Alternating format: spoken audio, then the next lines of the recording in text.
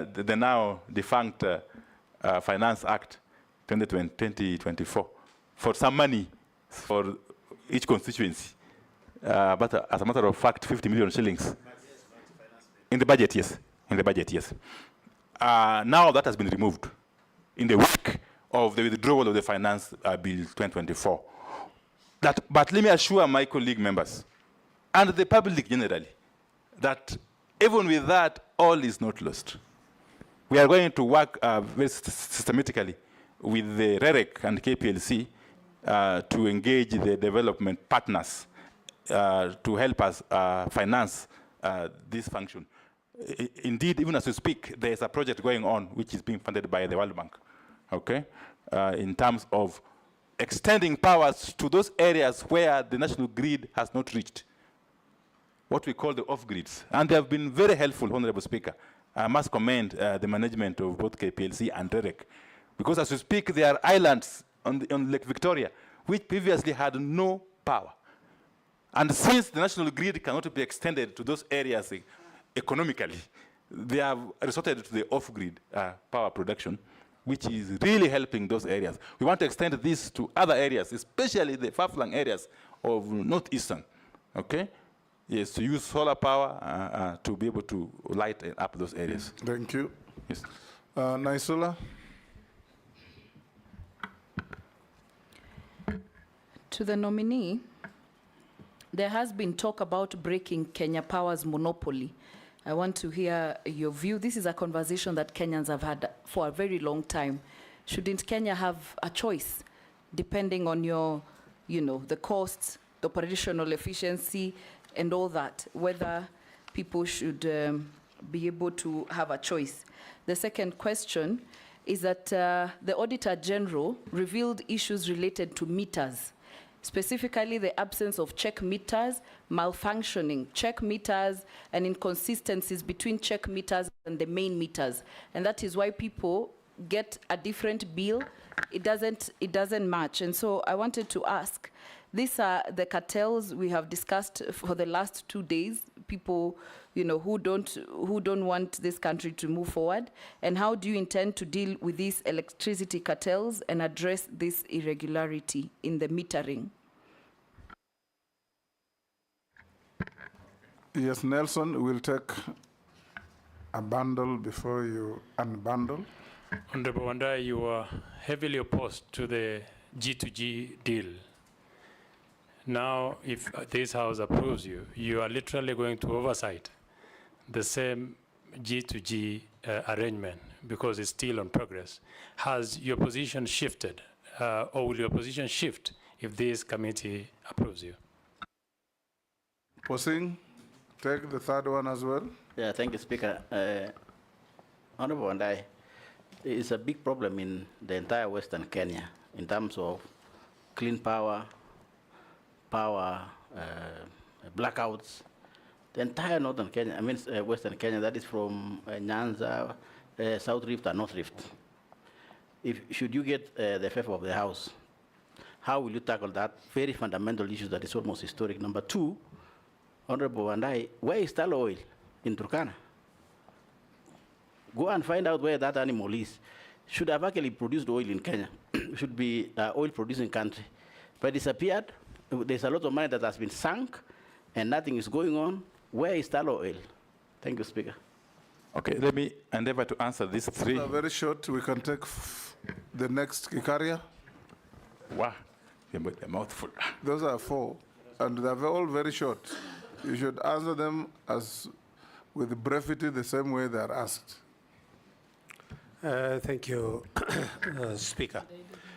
Just want to follow up on what Naisula was talking about metering. This is just maybe having been in the energy sector for a while, maybe you need to consider REREC going to the point of even metering a customer, because what happens is that REREC is given the option to take that drop of a wire to a customer, but now they leave the metering to KKPLC, who never take it, and we have over like 3 years. You take 3 years before you're metered. I think it is important for you to look at the metering being done by REREC, and then REREC can be able to inform KPLC for purposes of them now starting to do the charging. But there is this question of customers make applications. Then it takes too long to a point that we encourage illegal contractors to come and put lines and transmission. And then when KPLC realizes there is that, the first thing they do is to go and bring down all the poles. Yet, and my committee then had to go to Navaholo, where they were to be paid 3.5, and they took too long only for somebody else to come in to do that. I think it is important for you to address the issues ailing KPLC, so that we don't. And KPLC is a good. By the way, in the Energy Act 2019, the KPLC is not a monopoly. By the way, anybody can apply and get a license for them to be able to do distribution of power in the country. And that is in the Act. Thank you, Honorable Chairman. Okay, Honorable Speaker, thank you. Let me start with the Honorable Naisula. And I agree with the Honorable Gikaria. The 2019 Energy Act has actually laid the basis or foundation for other players to come in the energy distribution space. But even as this happens, because it will only happen again once we have put in place the requisite regulations, the subsidiary legislation. But even as this happens, Honorable Speaker, we still need a robust KPLC. And I'll say why. KPLC, because of the legacy, of course, issues, has got an elaborate infrastructure layout across the country. The competencies, the personnel, and so on and so forth, the technical capacity to do what it is supposed to do. In any event, KPLC actually is the revenue collector, okay? Revenue that goes all the way up the upstream, the transmitters, the generators, and so on and so forth. So we still need to ensure that a KPLC is run optimally, is efficient, is effective, even as we open that space of distribution to other players, as envisaged under the Energy Act 2019. What I foresee as doing going forward, and I will have discussions with my team if I'm approved, is that we may want to create zones, okay, for purposes of optimal utilization of these resources, so that we avoid conflicts if and when this process begins. And therefore, in short, the monopoly by KPLC is no longer entrenched in law. It is essentially a matter of practice, and we shall deal with it in the fullness of time. Two is the question of faulty meters. This I will have to inquire more about, because what I have been briefed is that we have had problems in procurement of both meters, actually of all items. Yes, but meters more so, and transformers. What has happened is that these cartels that Honorable Chunga talked about, and Honorable Koech, I think, these cartels have become so pervasive, Honorable Speaker, that they can't allow a tendering process to proceed to conclusion and awards to be made without creating roadblocks. We all know for sure that KPLC, being a publicly listed company with majority shareholding being government, is governed by the Public Procurement and Asset Disposal Act of 2015, which act, as we all know, Honorable Speaker and members, gives room for tenderers, yes, for bidders, to lodge complaints at every other stage.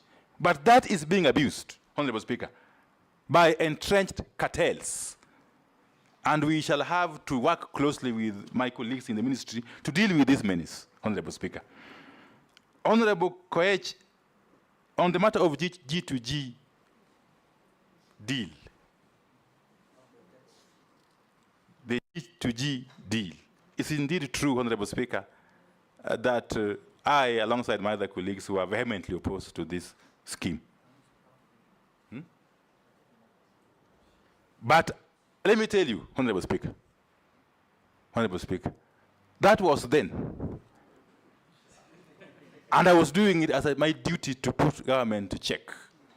I think you already answered that question when you are responding to the Deputy Speaker. But this is specific. So on this G2G, Honorable Speaker, I am aware that it is running up to end of 2025. That gives me ample time to go and study its impact, its workings, and understand it, and for me to be able to offer appropriate guidance, Honorable Speaker. The Honorable was saying, my chair, my good chair, the matter of power outages or inefficiencies in the Western Kenya belt. Well, but it is more pervasive in the Western Kenya. But I'll explain why. Sometimes you can have a blackout for 12 hours. I have already engaged officers, of course informally, in the ministry. And if I am approved, if I'm eventually appointed as CS Energy, I am going to fast track the development of transmission lines, okay, with the requisite capacity to evacuate power and take to the consumers, not only in Western Kenya, but across the country. And in Western Kenya specifically, I'm going to ensure that the Tarkwel or Tum Kitale line is completed and commissioned in the shortest time possible. That will deal with power issues in Pokot, in Kitale, in all that area. I will also ensure similarly that the Kibos or Kisumu, Kakamega, Musaga line is also completed. Similarly, the Narok-Bomet line has to be completed within the shortest time possible for the entire southern Nyanza region, including Kisii and Nyamira counties. And Bomet, of course, southern Nyanza includes Migori, Homa Bay, and yes, and the islands, yes, in Lake Victoria. So this is something I will actually give utmost priority, Honorable Speaker. Northern Kenya is, of course, at the heart of this strategy. As we speak, there is a line from Loyangalani to Masabit that has to be completed similarly in record time, and the line from Masabit to Isiolo, Honorable Speaker. Honorable Speaker, the second limb of this question by Honorable Kosing is on the matter of tallow oil. Honorable Speaker, this project is not dead.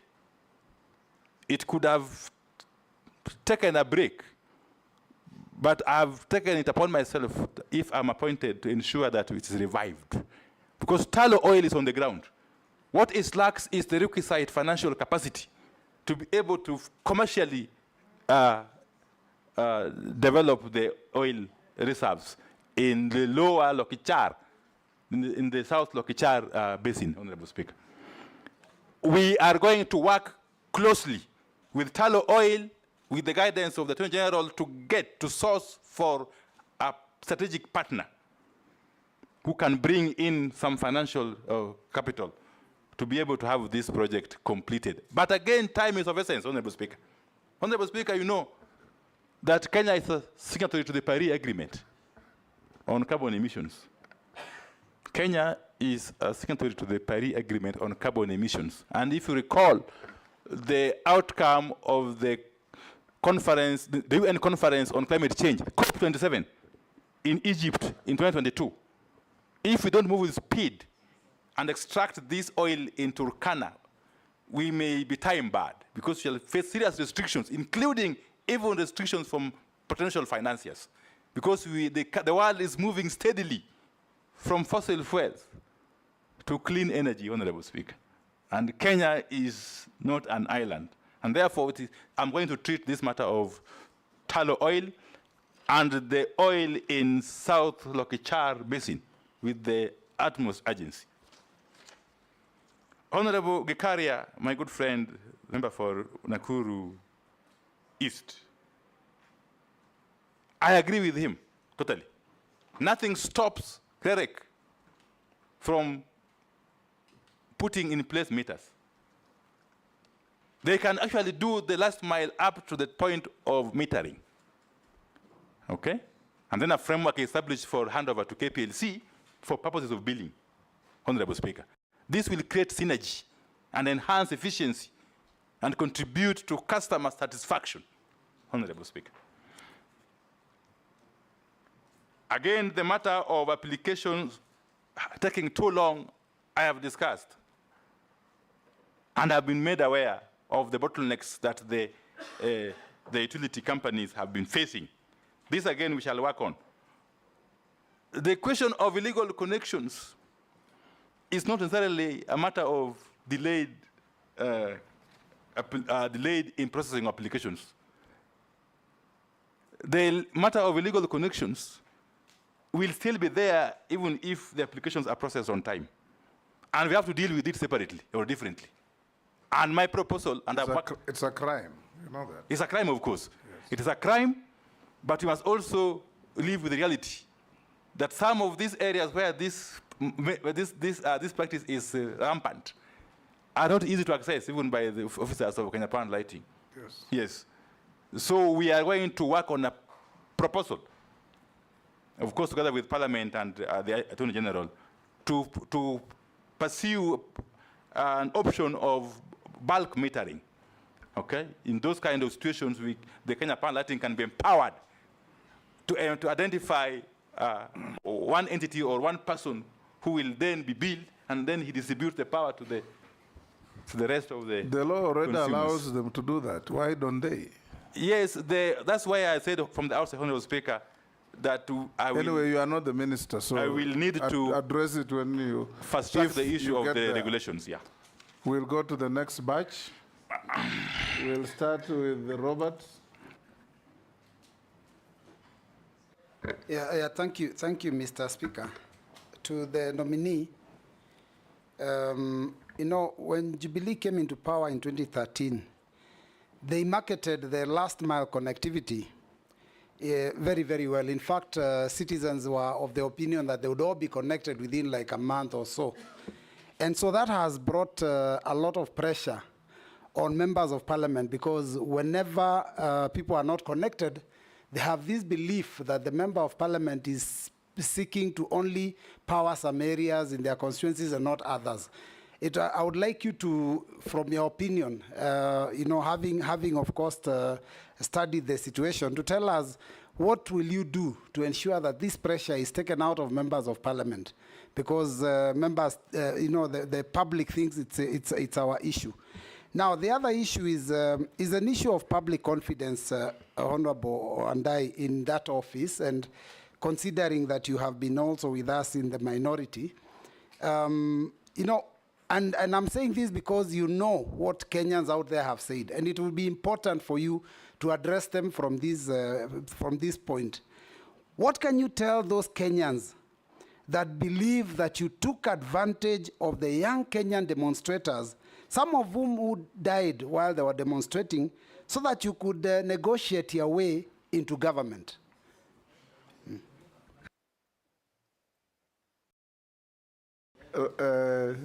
Owen? Thank you very much. After that bomb from your former deputy, I want you, from your former deputy, I just want you to focus on cost of power, Honorable Wandayi. Order, Bossing? Yeah? It has expired. I would like to get full attention. Honorable Wandayi, the cost of power in this country is such that it is over the roof. If you get a power bill, you look at it, you know, you're paying so many things apart from, in fact, the units that you are paying for actually become a small part of what you're paying for. for this country to rise or fall in terms of manufacturing, in terms of production, the cost of living and the prices of items, it all falls and all rises on the sword of power cost, for which, in your statements, you have said this country, in Parliament, many times in Parliament, you've said that the cost of living in this country is very, very high. But one of the biggest contributors of that cost, of that high cost of living, is power. You are in the middle of it. Apart from thinking about reticulation of power, apart from thinking about all these other things, you have a big elephant in the room. How do you bring the cost of power in this country to reduce the cost of life and also to increase manufacturing, industrialization, and all those other things? Thank you, Honorable Wandayi. Rugara? Thank you. Thank you very much, Mr. Speaker. Nominee, the ministry you are just about to take over, if this committee and the House approves you, is one of the key ministries in the country akin to roads, water, and every Kenyan is looking upon you to be connected to electricity. And there are not two options to it. Even before I ask you the question, it's good to know that there are historical injustices in terms of power supply in the country, such that, take the case of the year 2017, the Raka constituency was at 9.5% connectivity to the national grid. At the same time, Gatundu South constituency was at 100%. These are all equal Kenyans. There really should not be that disparity. Number two, we have schools. Schools where electricity is just but mandatory. Yet, those areas are not connected to the national grid, and the children are supposed to compete competitively in national exams, which are standard. My question to you is, would you be subscribing to a form of affirmative action in terms of electricity supply to constituencies which have lagged behind? And it's just not Tharaka. You go to Mwingi North, you go to Mbalambala, which is also my neighbor, Bere North, Bere South. These actually have been discriminated against. And therefore, would you be prepared to take affirmative action in respect of those constituencies? Thank you, Mr. Speaker. To Honorable Opiyo Wandayi, the nominee. My colleagues have talked about electricity, you have talked about the transformers. Do you see we need to move away from oil-based transformers, because every other day you will hear people removing the oil from the transformers, and we have got transformers which do not work sometimes, or we have got a shortage of transformers. So do you see, will you do research? Because I've done, if you go to the Western world, you do not see any transformer, and I know you've been there. So you do not see transformers there. Do you think we can have KPLC having a company where it will be having fiber optic? I know they are doing it right now, but because of the ICT of this government, to deliver fiber optic to each and every place, because it's a vast network, as you have spoken about it. The last one is about the Kenya Pipeline Refinery. Your predecessor, if you are confirmed, who was here, Davis Chirchir, he said they were looking at it once the oil, which Honorable Posing has talked about, the Tullow oil and all that, once it's done. But I believe if that refinery was there, we could even get cheaper fuel and refine it the way it used to be. So do you think it is possible under your watch if you are confirmed? Thank you. Okay, thank you very much, Honorables. You can answer those. Honorable Speaker. Yes, indeed it is true. That is, with respect to Honorable Mbui's question, that members of parliament are facing serious pressure from the public on the matter of last mile connectivity respective constituencies. Because again, it has been taken for granted that this is the work of the MPs, okay? Which they have been doing, of course, very diligently in collaboration with the REREC. Honorable Speaker, what we need to do, in my view, is to properly resource REREC. Properly resource REREC as we work on the efficiencies for this rural electrification to be fast-tracked. As we speak, the data I have is that we are at about 76% penetration. That, of course, is theoretical. Because, you know, in some areas, it's as low as 10%, while in others, it is over 100%. Yes. So I'm very much alive to that fact. In fact, we need also to bring on board the counties, county governments. Honorable Speaker, under Schedule 4 of the Constitution, the counties have a role also in energy, more so in street lights. Okay? What has happened in the past is that REREC has been able to build street lights, which street lights go off soon after they are commissioned for lack of payment of bills and maintenance, which they presume is the mandate of the counties, Honorable Speaker. So my view, this state of affairs is not tenable. We must make a decision, and I'll be coming back to Parliament. Okay? We must make a decision as to whether to empower REREC fully, to be able to be in charge of this street lighting, up to including payment of bills. But more importantly, if we can now move away from the grid, national grid, and establish solar street lights, okay, which would be easy to manage in the long term. That's the discussion we must have urgently, because these are important facilities. Honorable Speaker, on the matter of public confidence, as raised by Honorable Mbui, you know, Honorable Speaker, I am very clear in my mind, extremely clear, because I've been on this space for quite some time. The Gen Zs, or the youth, who are not raising any different issues from the issues you and I, Honorable Mbui, have raised over the years. They could have had a different style, okay? But the issues they were raising were pertinent issues, which you all agree must be dealt with, okay? And therefore, it is not proper to say that we have taken advantage of the Gen Z's clamor to get into government. First and foremost, Honorable Speaker, I never applied to join the executive, but I was pleasantly surprised and felt greatly honored that my name was recommended. And His Excellency the President went ahead to nominate me. You know the facts. Just answer the questions. So, Honorable Speaker, I still maintain the view that we are not in any way in betrayal of the cause. Don't allow Mbui to bully you. Of the youth, yes. And have no apologies. Yes. But again, Honorable Speaker, as I conclude on that one, you know,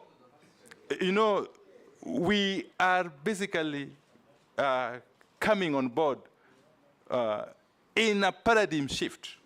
I'm very pleased that the President has actually declared that we have to adopt a paradigm shift in the management of government and state affairs. And I'm most privileged if I'm approved. In our country. In our country. Yes. Yes. Thank you, Honorable Speaker. We are living in different times. Yes, so we must also think differently. Sorry. Honorable Speaker, Honorable Baya, you are right. The cost of power is exorbitant in Kenya. Even if you compare ourselves to our neighboring countries, especially Ethiopia and even Uganda, really. But part of the reason why our cost of power is too high, is the exorbitant amount of commercial and technical losses that Kenya Power, especially in cars. Kenya Power loses up to 23% of the power it buys from the generators. Okay? In other words, it doesn't sell. almost 23% of the power it buys from the generators. Inefficiency and recklessness. Yes, there are many You factors. must assure the country that this will stop. This is going to be managed. I can't say it will stop, Honorable Speaker, because in any scientific process, there can be losses. But Very they minimal. have to be reasonable losses, Honorable Speaker. Yes. So we are going to work closely with the KPLC, and I'm happy, Honorable Speaker, by the work the KPLC management is doing currently. As a matter of fact, I'm privy to the information that they have done some turnaround. I'm not allowed by the rules of the CMA to get into details. But they have done some turnaround, and they may post some good figures in the coming. Don't be prejudiced by briefs you have received. You'll get there and learn. Thank you, Honorable Speaker. I'm just being optimistic. Yes. And giving the country hope. To borrow your words. Yes. Okay. Continue. Honorable Speaker, let me dash to the question, by Honorable Dawood. Murugara. Murugara first. Murugara, yes. Honorable Speaker, it is true, there have been historical injustices. Okay? And we must work together in terms of addressing these injustices or these imbalances. We must correct them. That's systematically. But I must also throw a challenge to my colleagues in the National Assembly, because I'm aware that this lopsided allocation of resources, especially on energy and electricity, is also coming from us in Parliament at the budget time. The agencies, the ministries, are receiving printed estimates with figures which they cannot change, they can't touch, which figures are scary, Honorable Speaker. You find one constituency being allocated upwards of 400 million Kenya shillings, while another one is getting a paltry 10 million Kenya shillings in the same financial year. So we must also actually do some introspection as a House to help us in the ministry, if and when I am approved, to deal with this issue. You know, once you bring printed estimates, the ministry, the agencies have got no leg room. They have no room to maneuver. Okay? So these imbalances, these injustices may continue as we watch, Honorable Speaker. There is also the issue of solars for schools. There is currently a very robust project being undertaken by REREC, the solar for schools. We want to follow through this project to ensure that at least every school in this country is able to benefit. Point of order. No. Point of order. George? Point of order. Solar has been tried from time immemorial. It works only for 1 month, 2 months, it just dies. And those schools will remain in the books of KPLC or whoever that they are connected through solar when actually it is not working. So it doesn't make sense whatsoever for Kenya Power or for RELEC to introduce or to go back to that solar business. Let us get connection to the national grid so that we also assured of constant electricity supply. Point of order, Chairman, on the same. Yes. And you know, this was done mostly from the regions I come from. It is so that if you do electricity, the households around the school also are connected to power. But now if you give us solars, you're just giving to the schools, they're vandalized, they're not working, and you continue to marginalize us on issues to do with electricity. We don't want the solars. Point of order, Speaker. Point of order. And it is vendor-driven, the solars. Yeah, point of order, Chair. I just want to urge my colleagues that, you know, the nominee is actually a nominee. And we are addressing the nominee like the CS for energy, a decision Which we are he yet is to not. make. Because the pressure is on him now dealing with solar versus, you know, regular energy. So. No, it's important for him The to know. probabilities. We are working on the probabilities. You are being warned of landmines ahead. Okay, thank you. Yes. I've taken note, yeah. I've taken note, Honorable Speaker. Let me just proceed quickly to Honorable Dawood. Yes, I've gotten your point on the possibility of moving from oil-based transformers to something else. I need to check with the technical people to be able to give some feedback on that. Honorable Speaker, there's an issue raised, the Honorable Dawood raised, on the Kenya oil refinery. Did you mean refinery or the Kenya pipeline? Oil refinery with the pipeline. Yes. You know, I am aware that the Kenya oil refinery has, or is in the process of being acquired by the Kenya Pipeline Company. I will need to get into the details as to the rationale behind this. But I still foresee a very big role for the Kenya oil refinery, at least its installation. Firstly, in terms of the processing of the crude oil, if and when it finally flows from the South Lokichar, yes, to Mombasa. But more importantly, Honorable Speaker, I have come to the realization that this country does not have provision for strategic reserve of oil. That we can actually, one of these days, wake up and find that we can't bring oil to Mombasa. And then, after some few days or weeks, we are ground to a halt as a country. So I think this facility in Mombasa can still be useful in future, once we work on the strategic oil for the country that can last for at least 90 days. That's the best practice universally, Honorable Speaker. Thank you. You have not answered if KPLC can do the fiber accompany. Would Yes. it be possible or not? I will also pursue this. Yes. Honorable Mary Speaker, yeah. Emase. Thank you. Nominee, you've talked about customer satisfaction. I put it to you that KPLC customers are the most dissatisfied. And I want to believe that there are serious management challenges to do with the leadership of KPLC. Why do I say that? A simple task, but of urgent nature, like restoring a falling post or a collapsing post, goes a time bomb. It can collapse any time, it posing danger, and in certain instances it has occasioned deaths. It will take forever before it is restored. Actually, there is one about to fall onto my house. You will call the so-called regional directors. There is no response. Secondly, restoring power when there are those frequent outages. A transformer has failed or has busted, and some of them are in learning institutions in our regions. It is adversely affecting learning. In my constituency, some of them have taken more than 6 months, and it's not only in my constituency, it cuts across the country. If you are actually approved, you tell us what you're going to do about some of these management issues. Meter acquisition, you have applied for meters.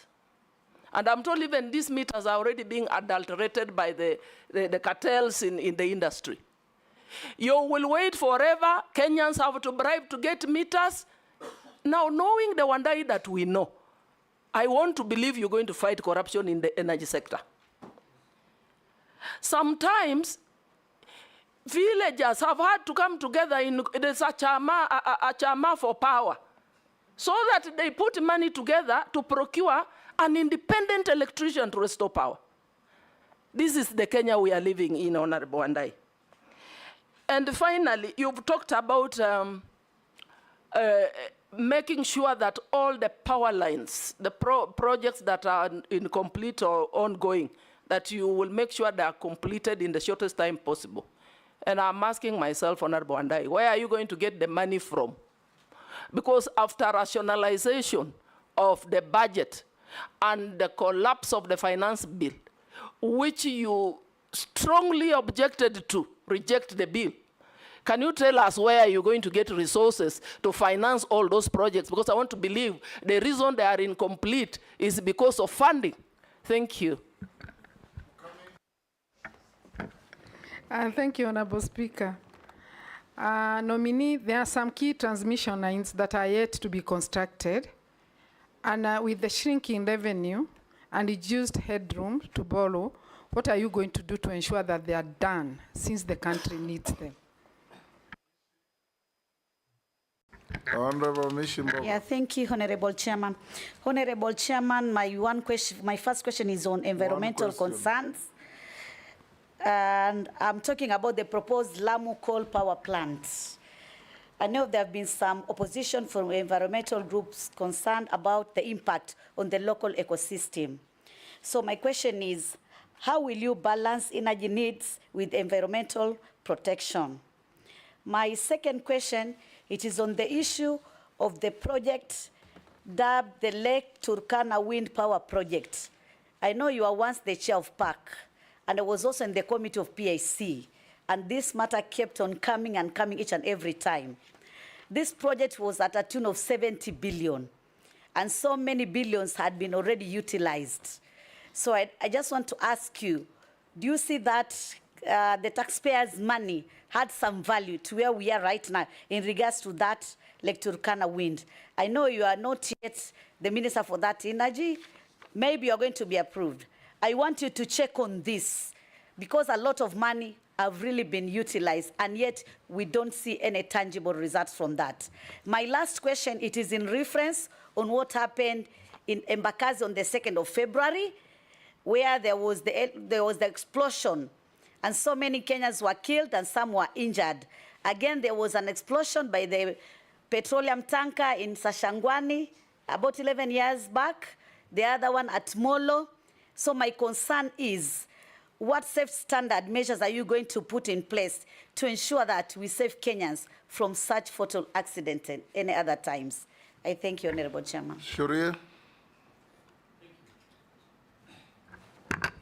Thank you, Honorable Speaker. Mheshimiwa Wandayi.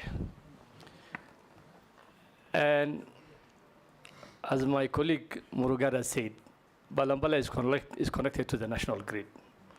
And when we have power outages, you can imagine in my constituency, just to repair some lines took 7 months, and the people of Balambala were in the dark for 7 months.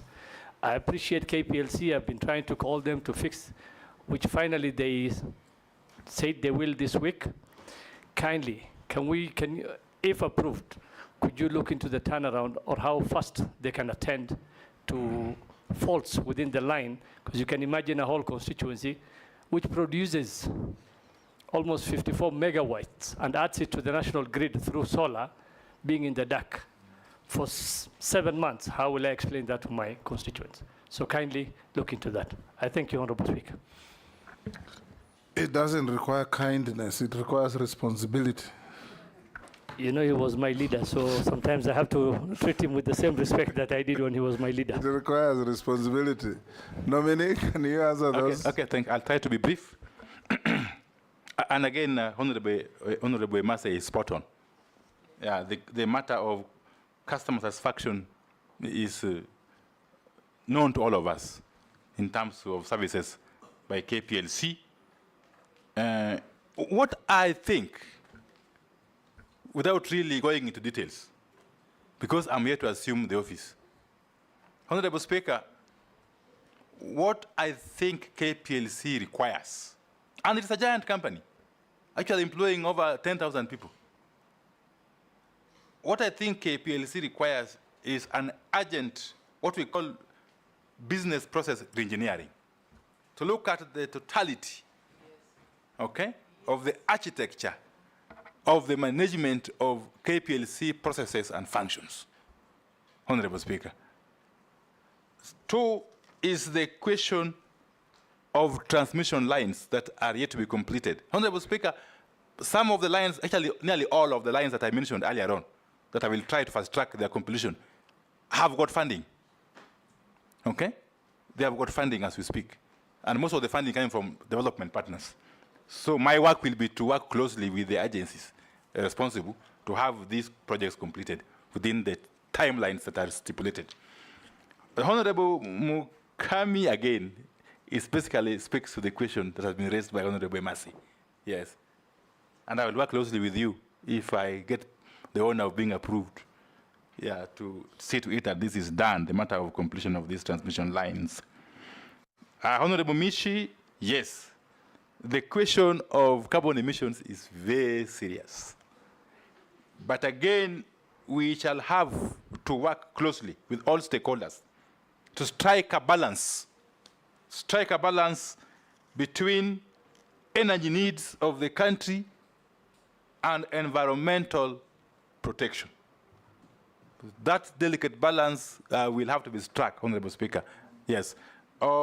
Lake just on the same. Yes.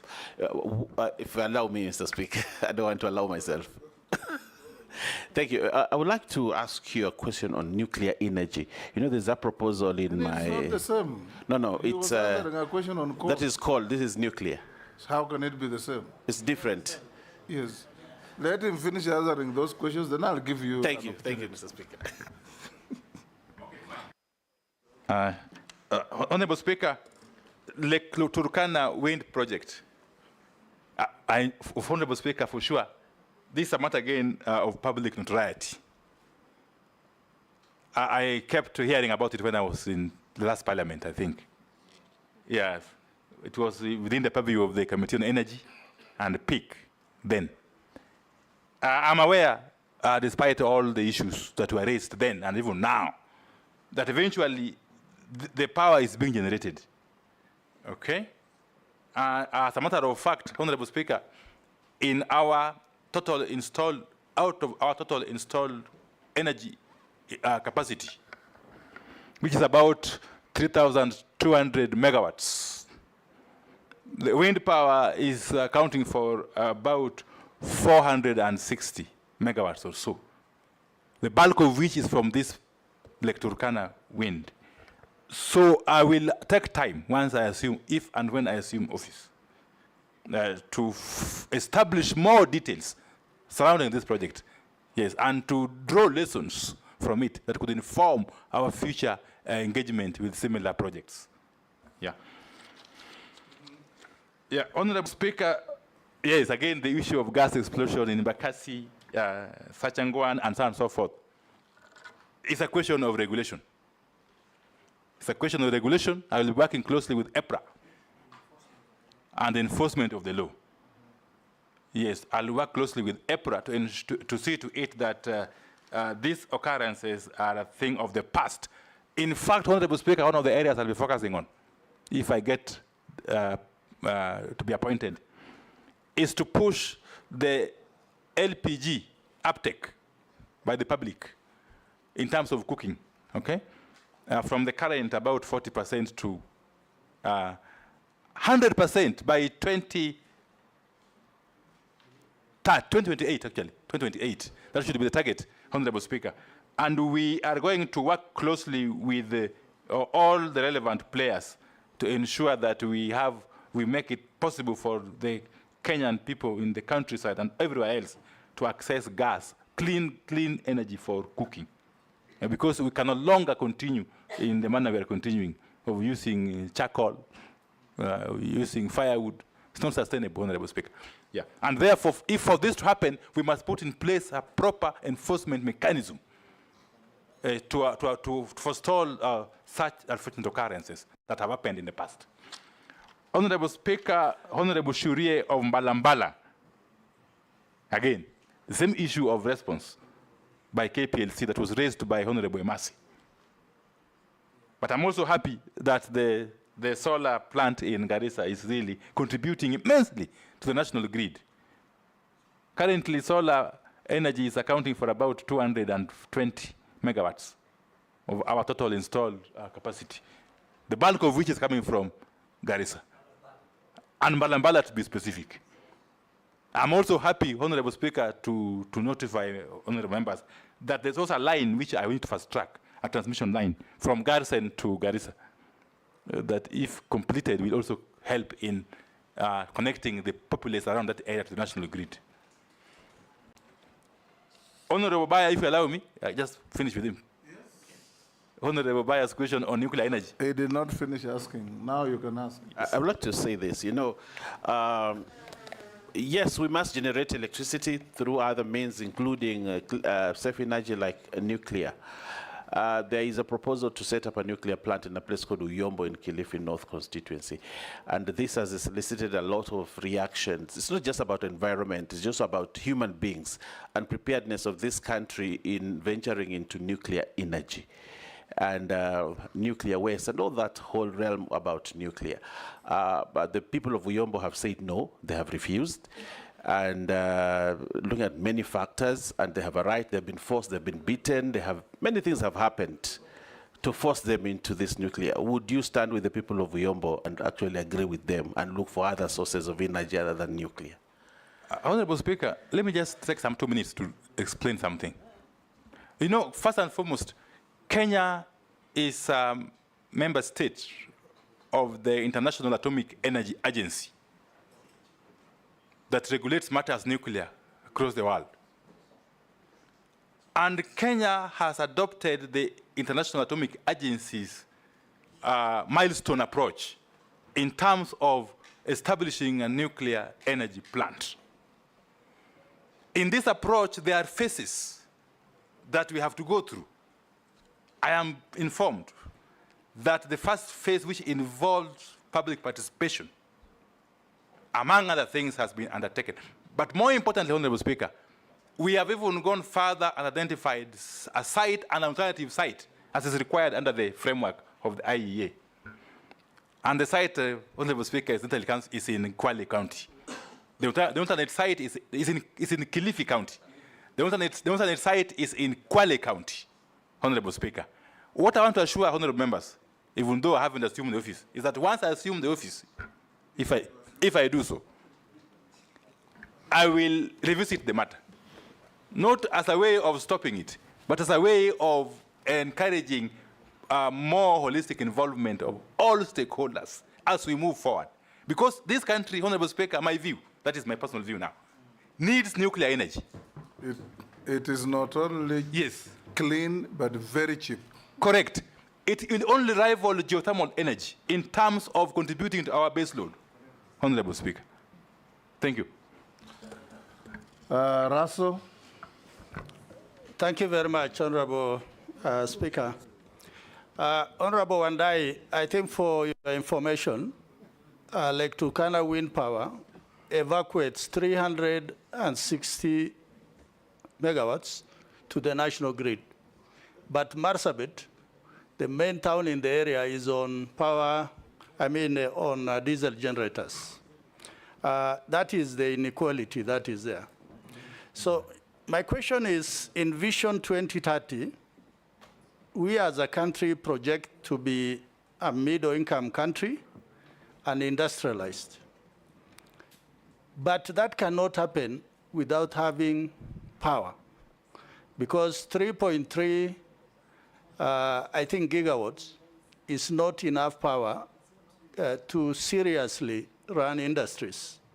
And there are also many interests in the power sector, cartels, big corporations who have interest.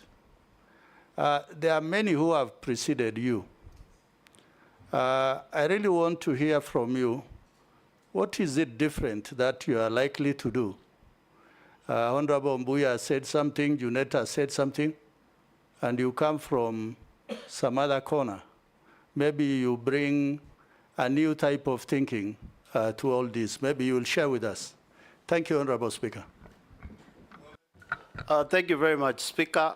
Honorable Wandayi, the nominee, I want to look at Kenyans and to tell them what new formula are you going to bring to the energy sector to see the pump of oil in the petrol station go down and to see the purchase of electricity in this country goes down by at least 30%. Thank you. Thank you, Mr. Speaker. I just want to follow up where Honorable Imase left, Mary. Billing of Kenya Power, if you do get through, if there is wrong billing, you have to pay before you even complain. It's like KRA. So if you do go in, would you probably talk to them and, if there's a dispute, of course you don't pay the whole thing. Thank you. Honorable Speaker, beginning with the Honorable Rasso's question. Yes, it's indeed true that the Turkana power, wind power, the energy from it is not going to Marsabit. Okay, and of course this is a factor of transmission, Honorable Speaker, which I said earlier on, yes. And in fact, there are now plans to take it down to Mombasa, yes, to Mariakani. Yeah, so I think we still have to look at our transmission network and see how cost-effectively we can re-engineer it to serve the country better. Honorable Speaker, Honorable Rasso has spoken about a very serious issue here. Kenya, of course, aspires to be a middle-income economy. This is according to the country's Vision 2030, which is in line with the East Africa Community's Vision 2030 also. Yeah.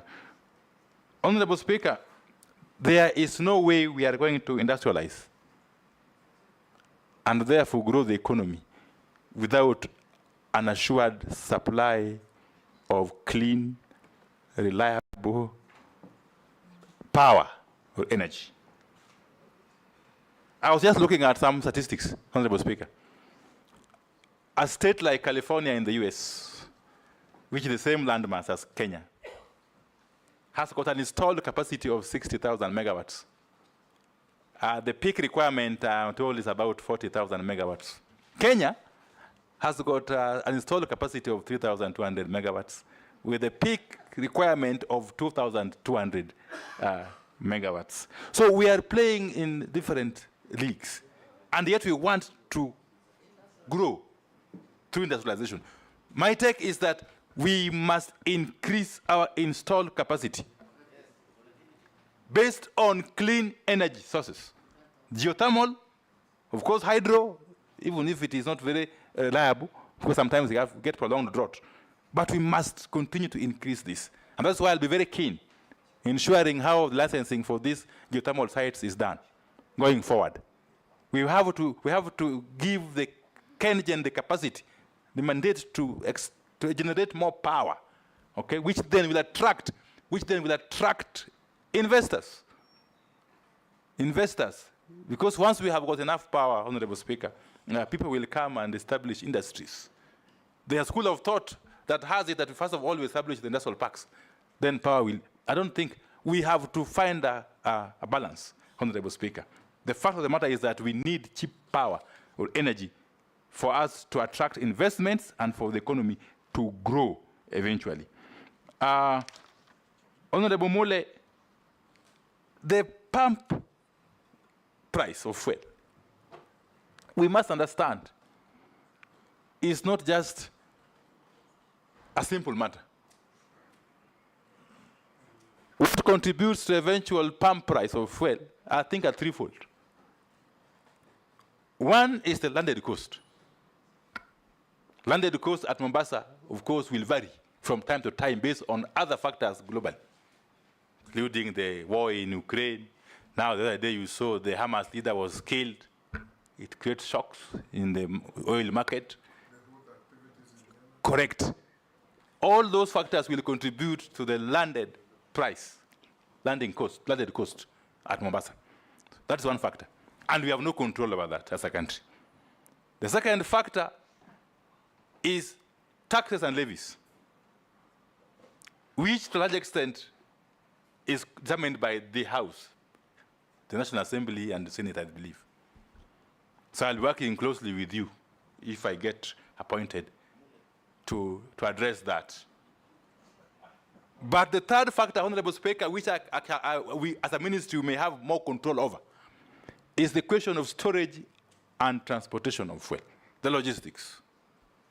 And on this score, I will be working closely with the Kenya Pipeline Company to enhance efficiencies. I'm happy to note that there are opportunities for the Kenya Pipeline Company to extend its pipeline, which is currently about 1,340 kilometers, from Mombasa to Kisumu and Eldoret. There are opportunities to extend that pipeline to Kampala and eventually to Kigali, and possibly to DRC, Honorable Speaker. If and when we do that, then KPLC will be able to generate more revenues, okay, and reduce its costs, operational cost, which of course goes into the pump price, you know. Honorable Speaker, you know, you are aware that Uganda has, since this month, I think, started importing its fuel directly. But even still, it's using our pipeline, okay? Which is a benefit to us. We're not losing anything, really. Previously, we would... The pipeline world over is a highway. Correct. Yes. And they're paying us. Previously, out of the 100% imported fuel or petroleum products, Uganda would take 20%. But now that 20%, it is importing directly, but still passing through our pipeline. How I wish the extended pipeline to Kampala and DRC could be owned by Kenya, you know, Honorable Speaker, if it's possible. Because pipeline makes money in two ways. One, by the volume that goes through it. Two, by the distance that volume travels. So I think we have got serious opportunities to make Kenya Pipeline Company more competitive, even now it is posting fairly good profits. Pipelines all over the world are not constructed with domestic resources. They're so lucrative that any lender will give you money. So it's up to you to go and organize. Thank you. I think it's finished, basically. Yes. Yes. I'm going to look at why they are billing you incorrectly, Honorable Dawood and other. Okay, another consumers here. Nominee, let me ask you a question or two. Kenya Power is a monopoly. In fact, the biggest monopoly in this country. And yet we keep on seeing stories that it is technically insolvent or has serious financial difficulties. If you find favor and become the CS, what are you going to do to ensure that this monopoly that has a stranglehold over every sector of life in Kenya, that collects money from everybody, some up front with prepaid meters, becomes profitable and pays a dividend to the treasury? Because it is a state company. Number two, and this follows what Rahim was saying. There is a lot of erratic billing by Kenya Power. Yours truly here has been a regular victim. They give you one bill of 28,000 in 1 month. The next month they give you 89,000. And it's the same consumption in the house. There is one time they gave me a bill, nominee, of 550,000 for a month. And they came and disconnected my power from the pole. And they're the only supplier, so you have to pay. What are you going to do about this? Then you had Mbalambala MP. A breakdown has taken 7 months without fixing. Will you consider, if you are confirmed, to sit with KPLC and give them strict timelines and schedules within which to respond to public needs? If there's a breakdown, it should not take more than a day, time allowing or not allowing 2 days, but 7 months is unacceptable. If you are confirmed, you know, we are giving, and the government has done very well for the last over 10 years. Schools have been connected with power in many parts of the country. But if you go to these schools, if you turn up as an MP, the first thing you are told is, we have not paid our electricity bill. Please help us to pay. Would you consider having an arrangement where schools and public institutions are charged subsidized rates so that they do not pay commercial rates like industries, factories, and other households? So that in some schools you go, there is power connection, but the only thing it's used is teachers charging their phones, nothing else. They cannot afford to use it for anything else. So if you can consider that. Lastly, if you are confirmed, you know, I was the first electricity regulator in this country, you remember?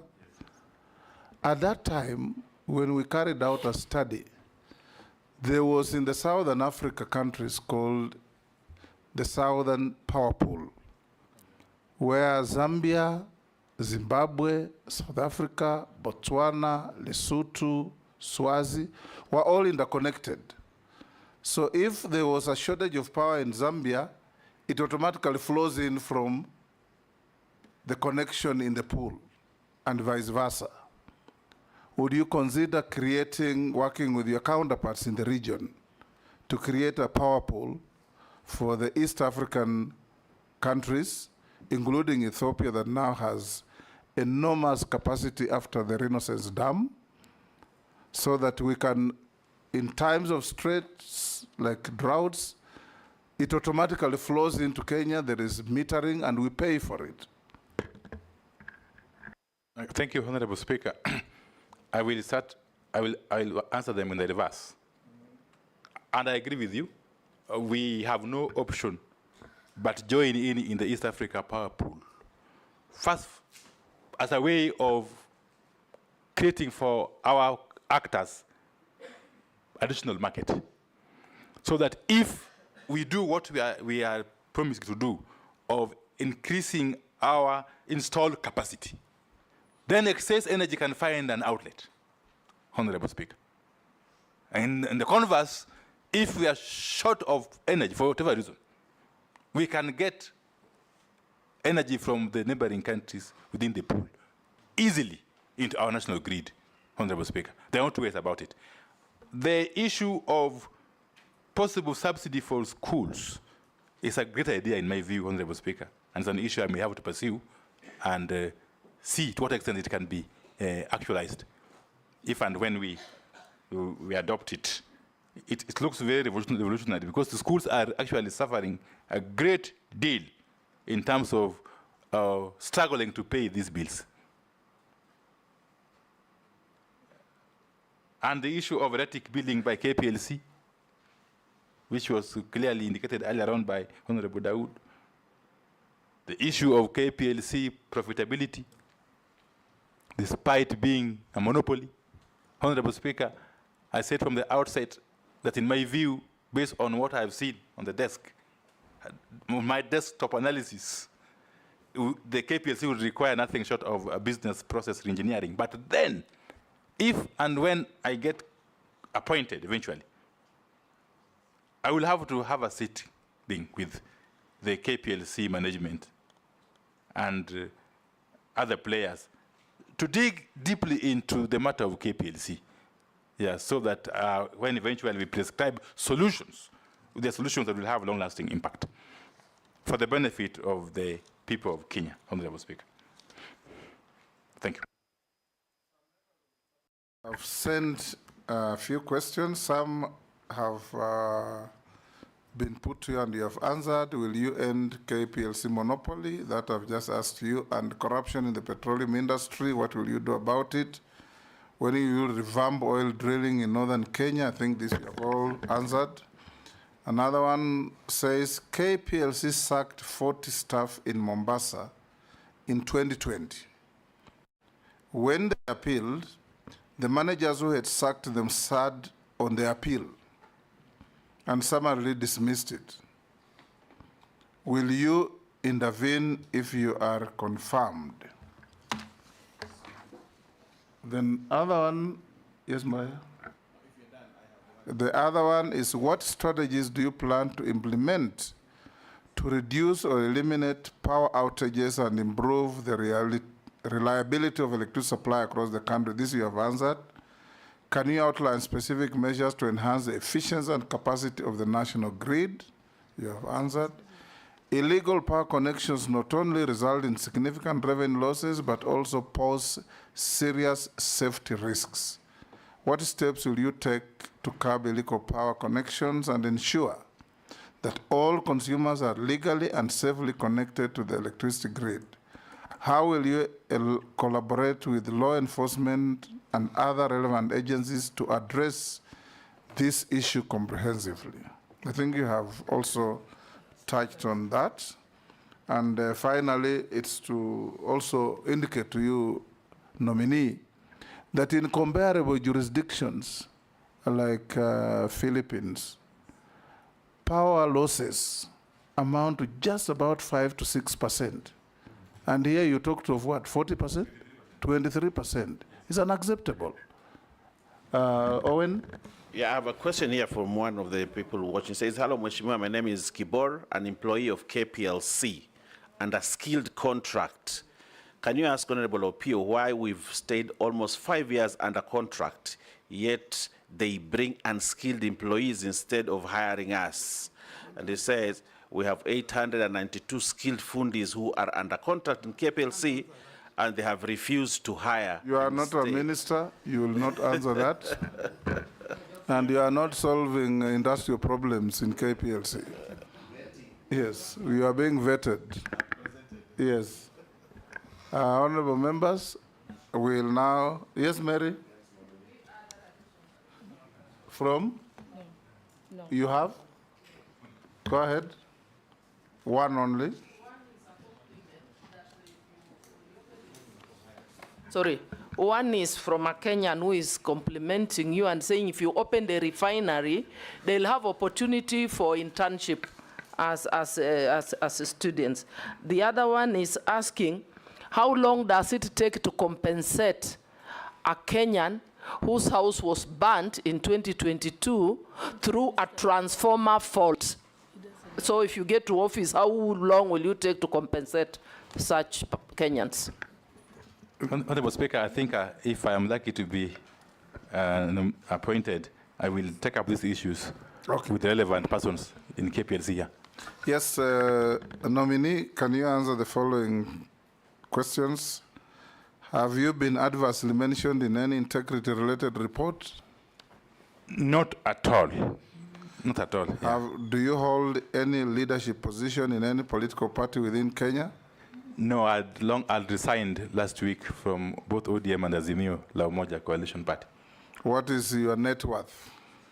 My net worth is about 530 million Kenya shillings. 530. Made of? Well, it's largely cash, a little bit of cash, real estate, a lot of interest in real estate, developed, and also farms.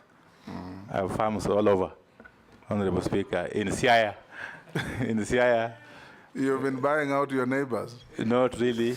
I also have a farm in Narok, Honorable Speaker. I've got some plots in Kitengela. Yes. In Migori, yes. In Honorable Junior's constituency. In Bungoma? Bungoma, no. I have got some residential houses in Migori. Yes. Yeah, in Nairobi here, on Kangundo Road. Yes. That is unsolicited information.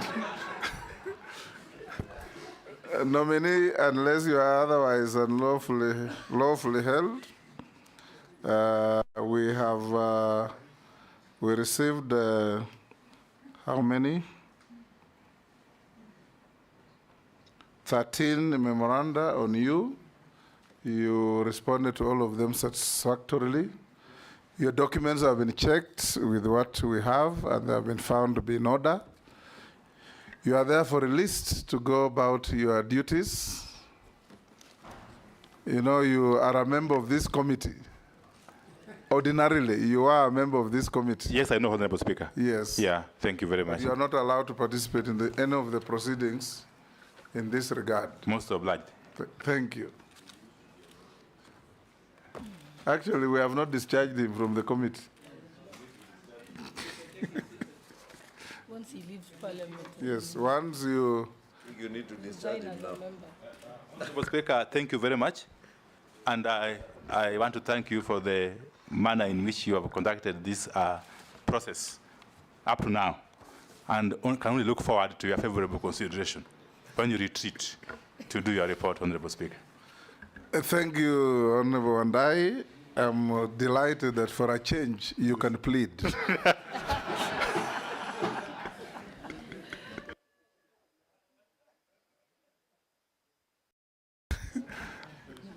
Honorable members, we break for 10 minutes. No, 10, so that the staff can also put on your desks the documents for the next. Yes.